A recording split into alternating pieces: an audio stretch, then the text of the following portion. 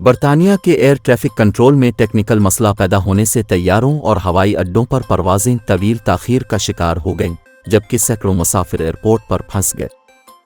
برطانیہ کی national air traffic service NATS کی اجنب سے جاری بیان میں اطلاع دی گئی کہ برطانیہ کی فضائی حدود کا استعمال کرنے والی پروازیں پیر کو کئی گھنٹوں تک تاخیر کا شکار ہوئیں اور منسوخ بھی ہوئیں۔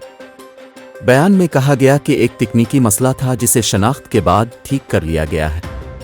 مسئلہ پیدا ہونے کے بعد نیٹس کو پہلے ہوائی جہازوں کی آمد و رفت کو محدود کرنا پڑا اور مینولی فلائٹ پلانز کو درج کرنا پڑا، کیونکہ اس مسئلے نے فلائٹ پلانز کے خود کار طریقے سے کام کرنے کی صلاحیت کو متاثر کیا تھا۔ اس کے بعد ایئر لائنز اور ہوائی اڈوں کو تاخیر اور منسوخی کی وارننگز جاری کی گئیں۔ قبل ازیں آئرش ایئر ٹریفک کنٹرول فراہم کرنے والے ایئر ناؤ آئرلینڈ نے کہا تھا کہ برطانیہ کے کچھ حصوں میں عام تعطیل کے دوران پیش آئے اس مسئلے کے نتیجے میں یورپ بھر میں ان پروازوں کے لیے خاصی تاخیر ہوئی جو برطانیہ کی فضائی حدود سے اس کے ذریعے سفر کر رہی ہیں۔